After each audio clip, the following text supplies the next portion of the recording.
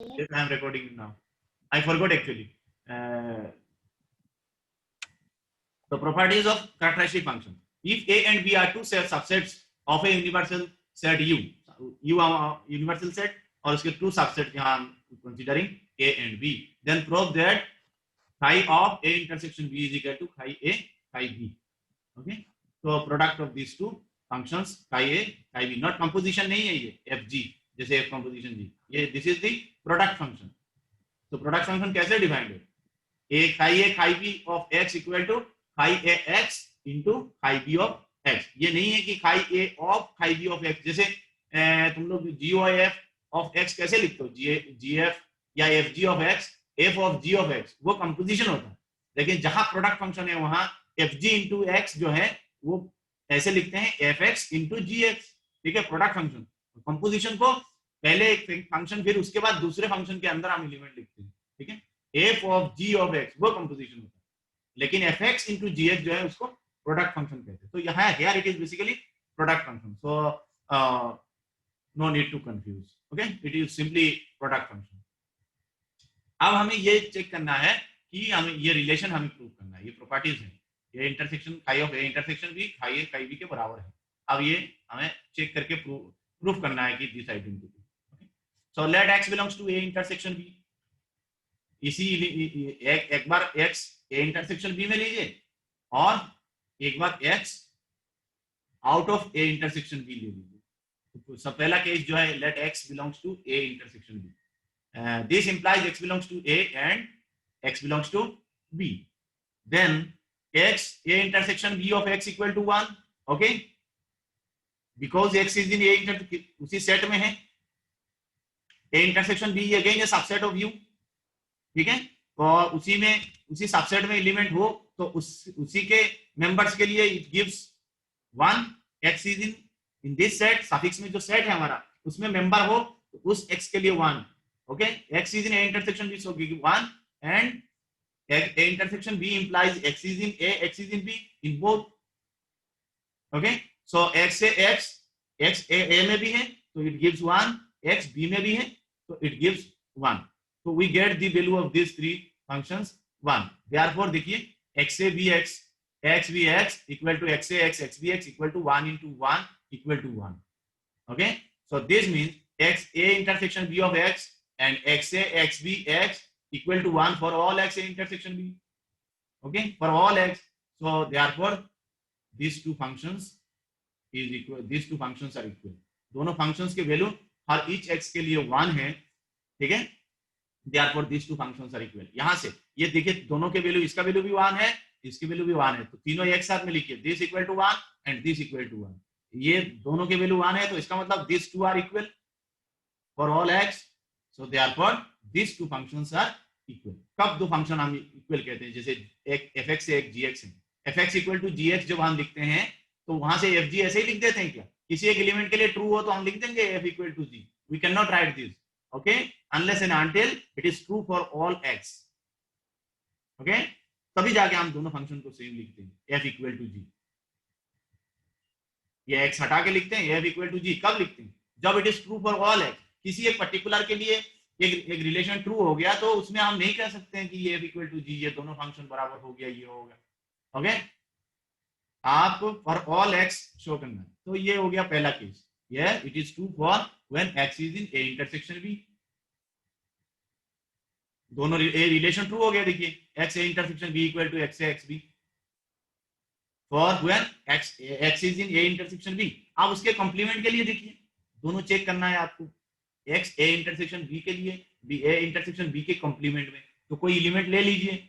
Suppose कोई element let y belongs to A, y does not belongs to A intersection B.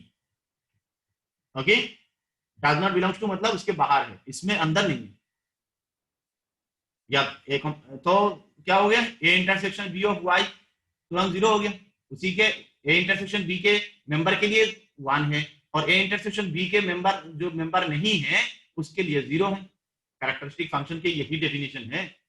Set में है, नीचे जो suffix है, जिस सफिक्स के लिए आप लिख रहे हैं उस सफिक्स वाले सेट में मेंबर है तो 1 है, और उस सफिक्स वाले सेट में मेंबर नहीं है देन आउटपुट 0 है.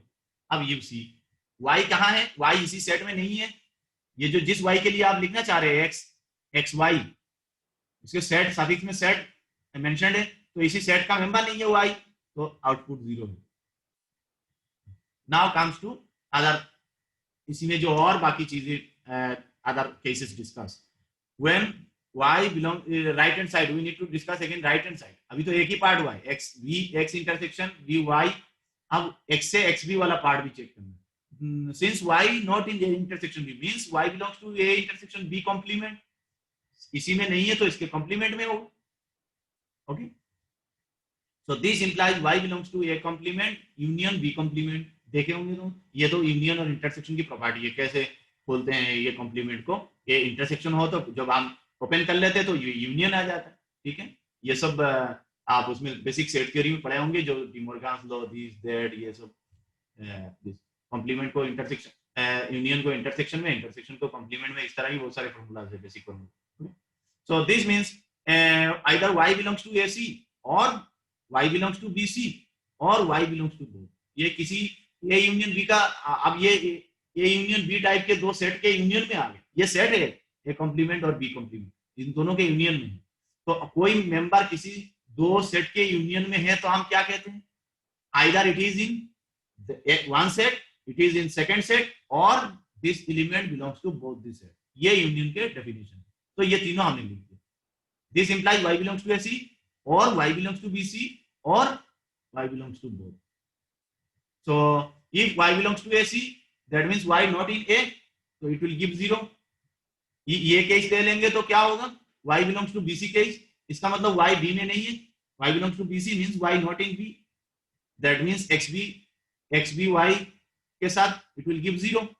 और both जब ले लेंगे both AC BC में, तो x से y और XB y both 0, क्योंकि कॉम्प्लीमेंट वाली बात हो रही ना, तो सेट में नहीं होगा, दोनों में। मान लीजिए दोनों के कॉम्प्लीमेंट में, इसका मतलब दोनों सेट में नहीं है। So X A X B Y equal to X A Y X B Y.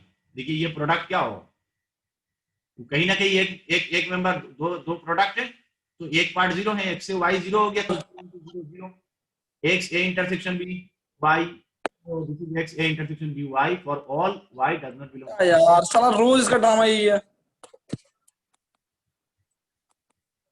बताइए क्या हुआ भाई, पता ही no.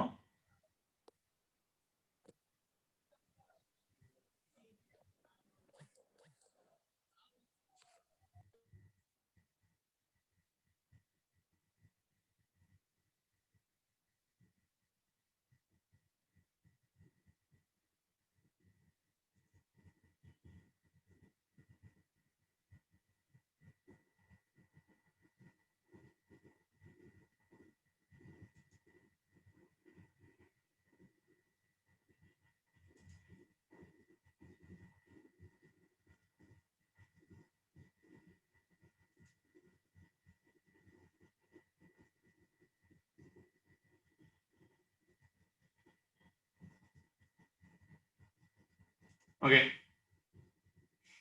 so there are examples। so in this case also identity is true for all y, x a x b, x a intersection b, this is where y does not belongs to a intersection b, and when y belongs to a intersection b, x or y, no problem, element which is true, you can say take also x does not belong to, x से भी कर सकते हैं, y से कर ले, t कर ले, small t or small p ले ले, कुछ भी ले ले, no problem। so in both the cases, when it is in intersection and when not is in intersection, in both the cases the relation is true, so therefore we can write x a x b assigns the same number to each element in U, hence x a x b equal x a intersection b equal to x a x b।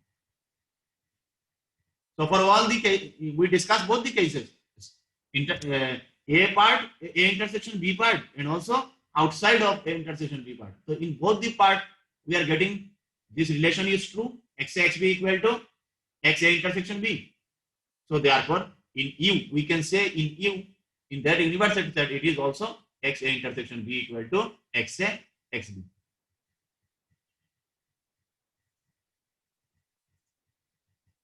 there are some examples you see here, For example, 5.47, page number 138.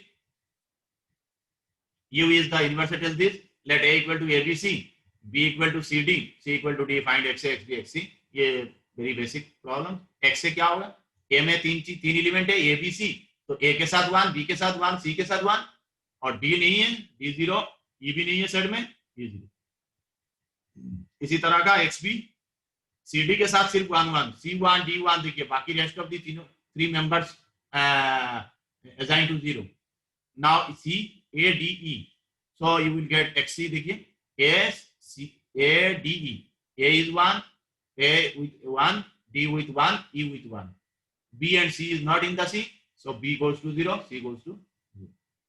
Like there are some other problems in 4.58. You see U universal set ABCD. Each of the following functions from U to 0, 1.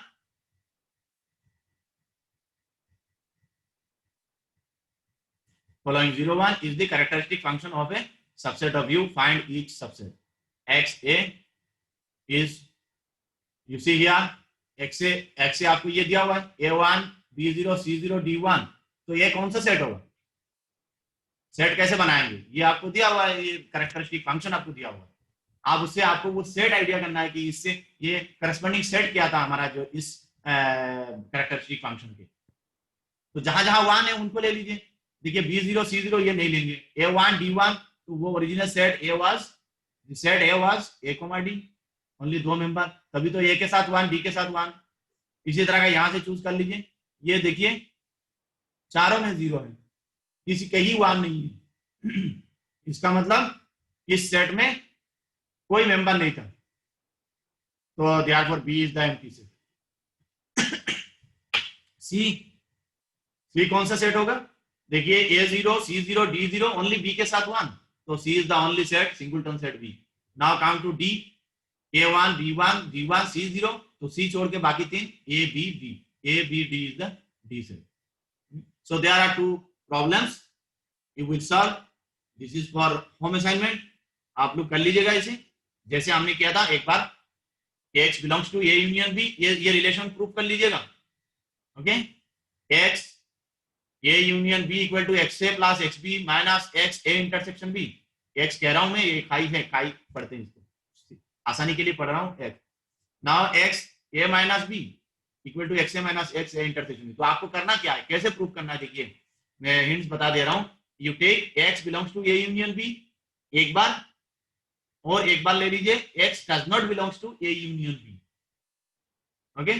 तो ये 2 case में आप इसको solve करिएगा. दोनों case में ये relation तीनों के वैल्यू, लेफ्ट हैंड साइड के वैल्यू और राइट हैंड साइड के वैल्यू निकाल के चेक करिए कि ये बराबर आ रहा है या नहीं. हो सकता है 1 + 1 - 1 या 1 + 1 - 2 0. इस तरह की आप वैल्यू कैलकुलेट करके, क्योंकि you will get output as a number 0 या 1. Okay. So this similarly here you can check X belongs to A minus B, और एक बार X does not belong to A minus B. अब A minus B set के property देख लीजिएगा. A minus B set कैसे लिखते हैं, और ये जब आप लिखेंगे X does not belongs to A minus B, तो X belongs to इसका मतलब क्या है? A minus B complement. उसको कैसे सेट फॉर्म में लिखते हैं? A यूनियन B लिखते हैं ना, A इंटरसेक्शन B लिखते हैं. सेट प्रॉपर्टी देख लीजिए, फिर उसको प्रोसीड करिए. ये दोनों इंपॉर्टेंट प्रॉपर्टीज हैं कैरेक्टरिस्टिक फंक्शन के. सो इसे कर लीजिएगा. We can next class I will start other things. Choice function. Okay, from next class I will start choice function. So this is all about for today's class. Okay, if you have any question you can ask me about characteristic function, or some discuss I have about partition or class of some members of a relation, equivalence relation, partition, classes, and here characteristic function. Today we have discussed so many things. Okay.